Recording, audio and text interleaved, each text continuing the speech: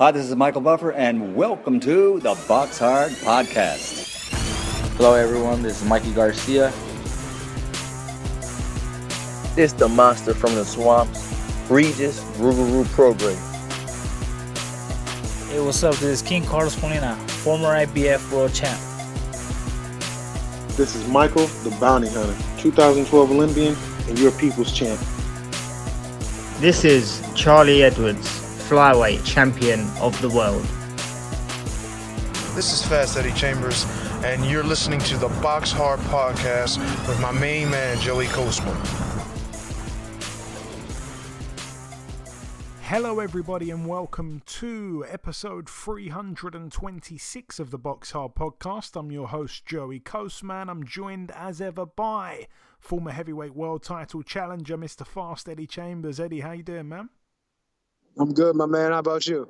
Always good when speaking with you, Eddie. Always good when speaking with you. There's absolutely nothing to review, so I'm going to dive straight into the news here and then the preview part, basically. So we're going to completely skip part one. We're just going to do the news and the preview in. Then we're going to welcome our special guest. It's going to be a very, very short show, and then I'm going to come in with the outro. So let's dive straight into that news part. As I mentioned, Matchroom Boxing have announced 7 fight cards. I'm going to start here with this one. Takes place February the 5th. We get to see Jesse Vargas getting in with Liam Smith. So 2 former world champions having a dance there. And on the undercard as well, Rung Vasai against Quadras 2. That again is February the 5th in Glendale, Arizona. Also, a week later, Daniel Jacobs gets in with UK's John Ryder. That one takes place at the Alexandra Palace in London. That's going to be February 12th. Again, all these fights are going to be on DAZN. February the 27th is the next card for Matchroom. Akoli against the I think it's a guy from Poland called Cieslak. Moving out now to March the 5th. This one takes place in San Diego. We get Estrada Chocolatito 3. Again, it was one of last year's very best fights of the year. A lot of people felt it was the best fight of the year. They're getting it on for the 3rd time there. A week after that, we get to see Lee Wood defend his world title against Michael Conlan. That's going to be March the 12th at the Motorpoint Arena in Nottingham. The week after that, March the 19th, we're going to see Virgil Ortiz Jr., the man with 100% knockout ratio in the welterweight division, one of the most exciting fighters in the world. He gets in with the UK's very own undefeated Michael McKinson. Should be a really good fight, but a humongous step up there for McKinson. And then we get to see Kiko Martinez defend his newly won world title. It looks like Kid Galahad is completely frozen out of it. Martinez gets in with Josh Warrington. It's a winnable fight for Warrington. However, it is a rematch. He gave Warrington a really hard fight a few years ago. That one takes place, of course, in Leeds. That's going to be March the 26th. Joe Smith Jr. is going to be fighting this weekend, but unfortunately, Callum Johnson has had to withdraw with COVID, so that's a great shame, man. That's a huge blow to that card there. As I say, tested positive with COVID. In steps a replacement, Steve Jeffrard, who we will talk about as we approach the preview part of the show. I think that is about it, maybe. Oh no, Jose Ramirez against Jose Pedraza. That one's been pushed back to March the 4th. That's because Pedraza also tested positive for COVID-19. Everyone is testing positive for that at the moment. Friday, March the 4th, the new date in Fresno, California. And also, Clarissa Shields, her UK debut is now set for February the 5th. She defends her middleweight titles against Emma Kozin. Again, that's live on pay-per-view here in the UK. And yeah, I think the undercard is quite juicy, if I'm not mistaken. I can't remember which card it's on now. But anyway, that's it for the news part. Moving on to the preview part. We're going to go here at the Bits and Bites Hotel in Lagos, I don't know where I was going with that, but Nigeria. Bits and Bites Hotel, Lagos, Nigeria. Over here is taking place on Friday, so tomorrow, the 14th of Jan. We've got Olen Rawaju Duradola returning to the ring for the first time after losing to Richard Riakporhe. He's 36-9. He gets in with Idawu Okusuti, who is 2-4. That's over 8 rounds there. Moving out now to Panama, we've got Gabriela Fundora. That's the sister of Sebastian Fundora. She fights here for the vacant WBC Latino female flyweight title against Natalie Delgado, who's 8-4 with a draw. Fundora, of course, 4-0 undefeated. We're really scraping the barrel here, and the main event of this card, it is the final card to mention, by the way. It takes place at the Turning Stone Resort and Casino in Verona, New York, USA. It's going to be on ESPN Plus, and it's also going to be on, I believe, BT Sport in the UK. That seems weird, but I'm definitely going to be tuned in. We have to be.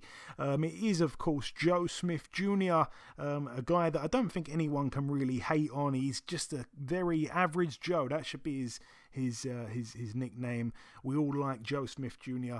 Just seems like the guy next door, to be honest with you. 27-3. He defends his WBO World Light Heavyweight title against the aforementioned Steve Jeffrard, who has a record of 18-2. This guy, Steve Jeffrard, by the way, I believe he's trained by Stephen Edwards, Breadman. But I'll be completely honest, I don't know tons about the guy. He's stepped in on late notice, as we know.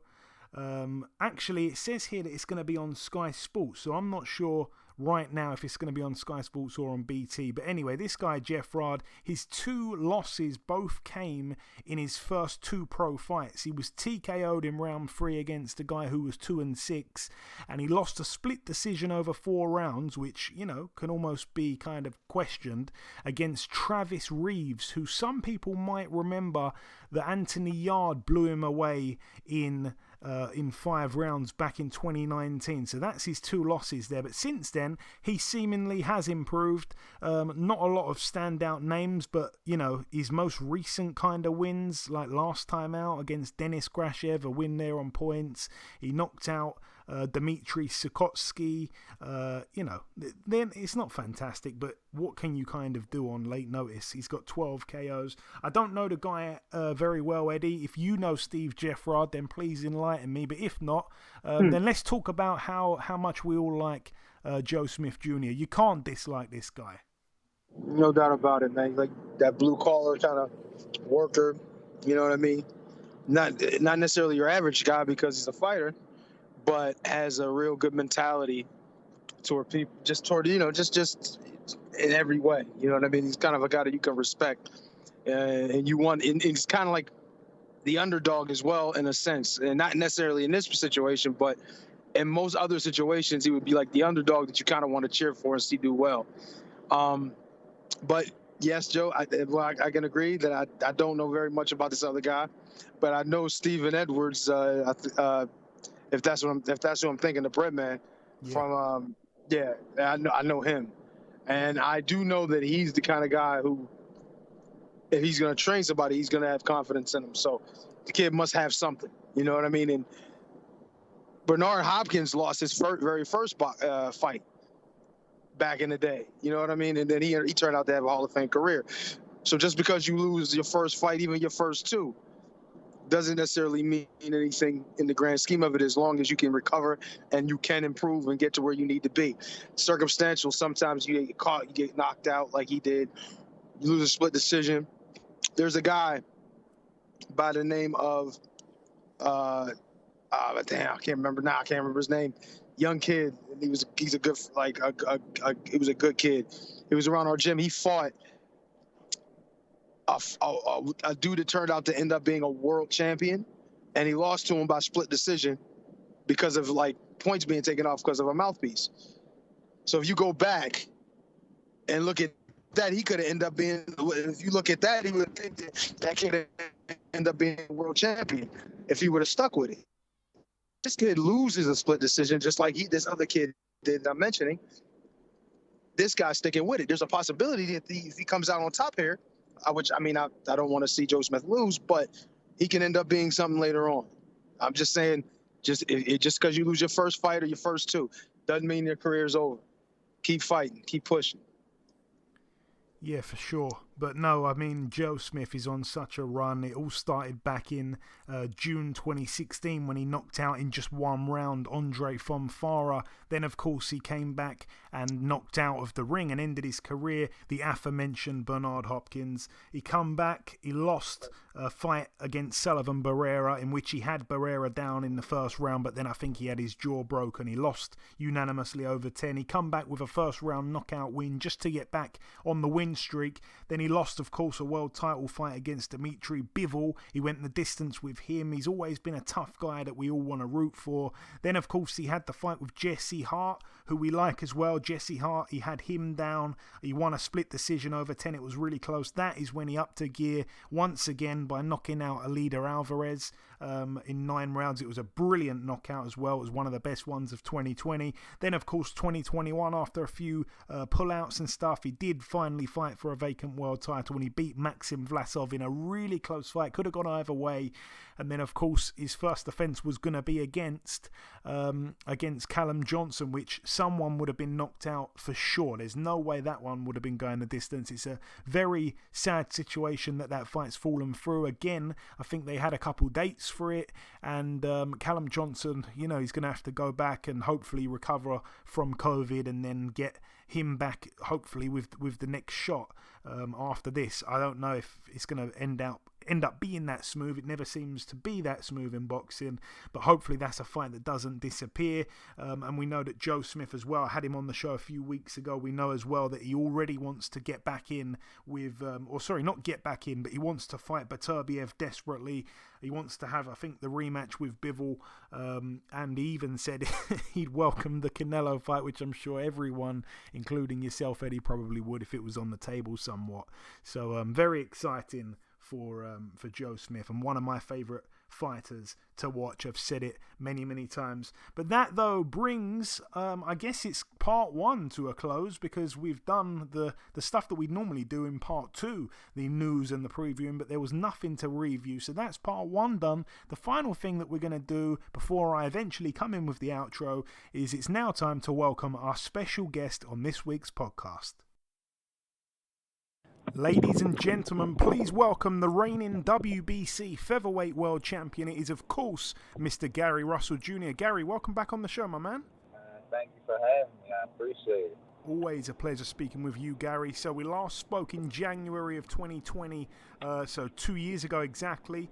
A couple weeks before that, fight against Tugstot Nyambayar, which you went on to win unanimously over 12. Let's start with that. If you can give me a sentence on that. You didn't know too much about the guy going in. Very good fighter, though. Well, I did know that he was an Olympian. I do know that he previously beat the guy that Shakur Stevenson lost to in the Olympic Games in the professionals.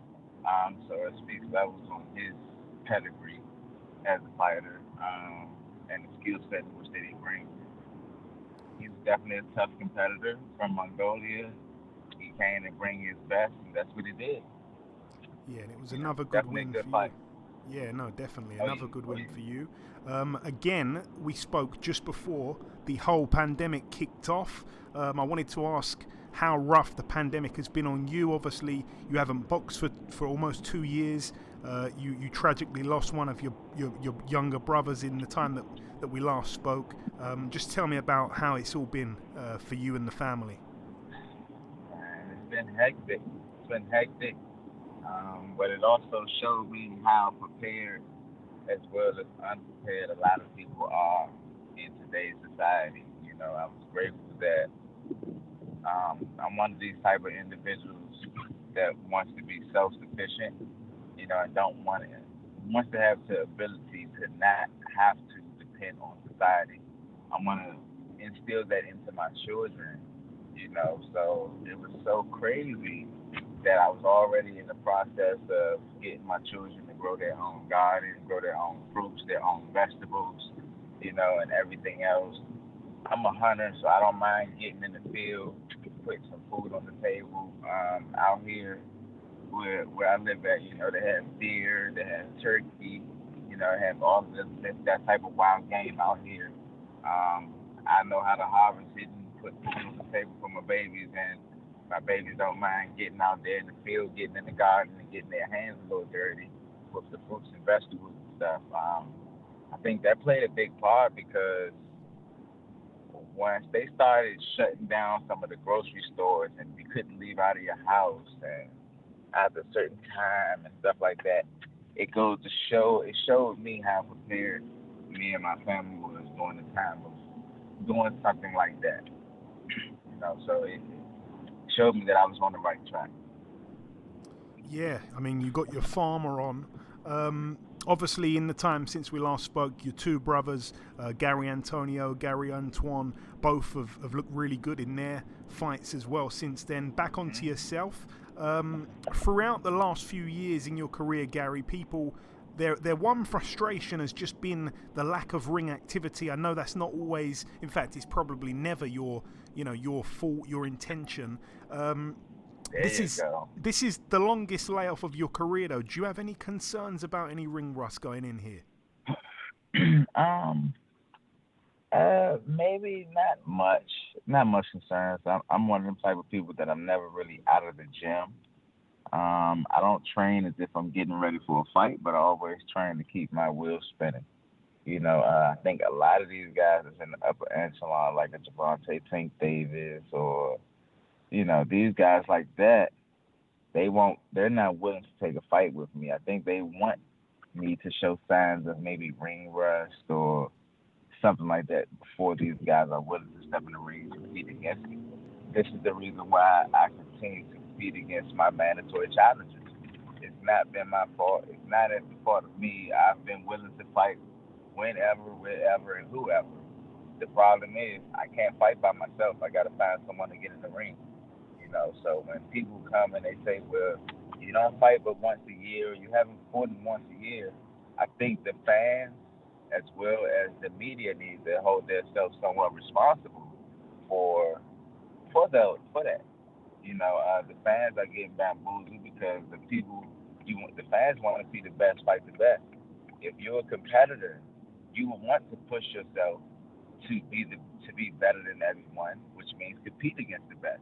It makes it better for the fans. It makes it better for the sport or whatever it is your occupation is. And as far as the media goes, y'all guys are in a position to call these guys out, to point out what exactly is going on in the sport, how these guys are cherry picking and choosing who they want to compete against, and etc.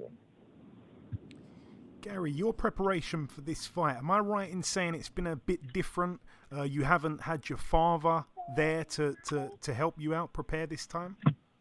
Yeah, it's been, like I said, it's been a tough camp. He's just starting to get back in the swing of things, but for the most part, no, I didn't have my dad. I didn't have my dad here. He's been in the hospital. He just got his foot amputated.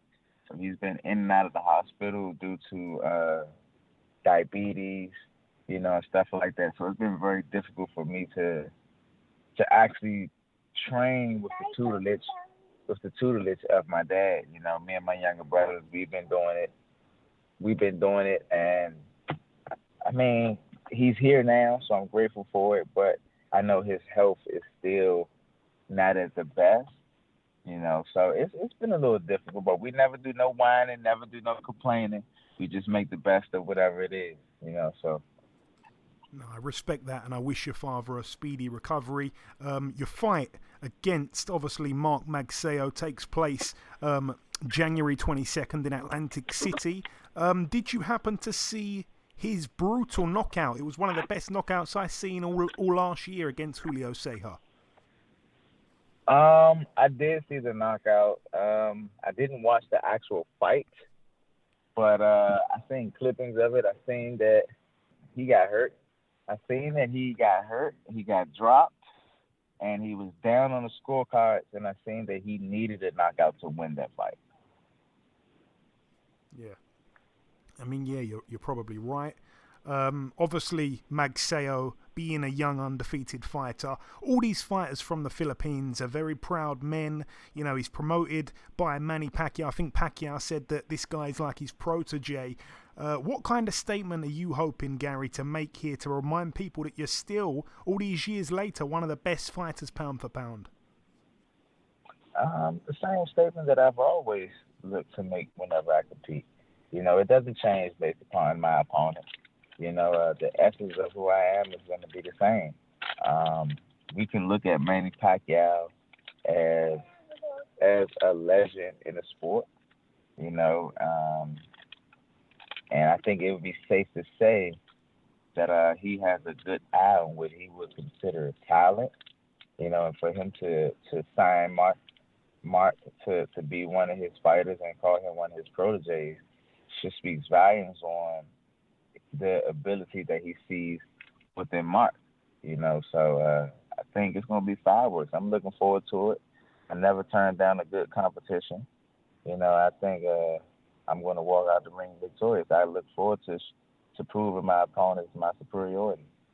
I cannot wait to see the fight. Provided no cuts, provided no injuries on your part, Gary, are you aiming to fight again before the year's out?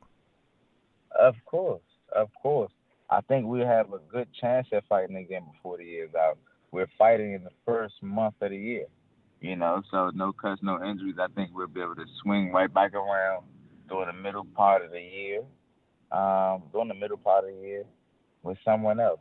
Hopefully it's a Gervonta Davis or one of these other guys, someone else that's willing to unify the division. If I'm not going to move up, I don't mind moving up in weight. I don't mind fluctuating my weight, competing at 130 or 135.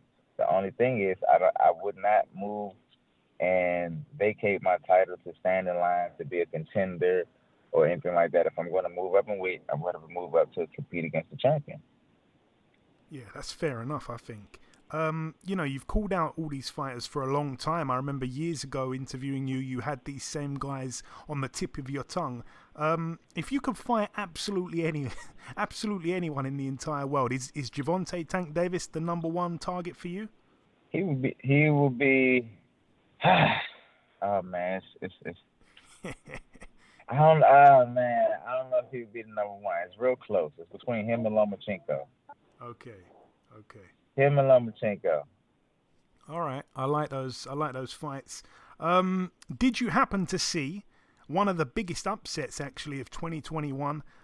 Britain's very own. We were kind of sad. Well, I was very sad over here seeing Kid Galahad get knocked out by your former opponent Kiko Martinez. He's champion again. Oh my! Well, once again, it speaks volumes to the level of opposition that I've been competing against. I fought Kiko Martinez, and now who was a former world champion. Now he's regained his claim as another fellow champion in the featherweight division. Will he be willing to unify the division against me? I'm not sure. Even Jojo Diaz, another one of my foes that I competed against, who went on to become a world champion. So it just speaks volumes to the level of competition that I've been competing against. Yeah, the way you dealt with Martinez as well was such a dominating fashion. His next fight has actually been announced. He's going to be boxing Josh Warrington in March, but we shall see after that. Just finally, Gary, if you've got any closing words, particularly for your fans here in the UK, I don't have to remind you. I know you already know there's a lot of guys over here that support you. What's your message to your supporters from this side of the pond, my friend? Oh, man, I appreciate the love and the support. I'm one of them people that believe that energy is very transferable. So whenever you see me competing in the ring and you want to give me a little bit of help, throw some punches in the air. Just don't knock down the TV. Throw some punches in the air, and I'm going to use all that energy, and it will not go in vain. It would not be in vain. It would definitely be used up. And thank you for the love. Thank you for the support. There we go. Listen, Gary, as always, it's always a pleasure speaking with you, my friend. Best of luck for Jan 22nd, and I hope that we can speak again sometime after. Of course. Thank you for having me, man. I appreciate it. Okay, and this wraps up episode 326 of the BoxHard Podcast. I've been your host, Joey Coastman. Eddie Chambers has been with me for the duration of the show. A huge thank you to our special guest this week, the reigning WBC Featherweight World Champion, Gary Russell Jr. It's been a bite-sized show this week with not too much really going on in the boxing world.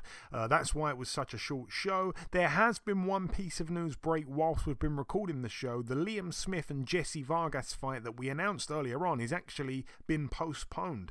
No new date for that just yet, but Vargas has tested positive for COVID-19. That's the reason for the postponement. So again, thoughts are with him right now for a speedy recovery. But that's about everything from myself. Enjoy your weekends, people. Stay safe. Thanks for listening, and we shall see you all again next week.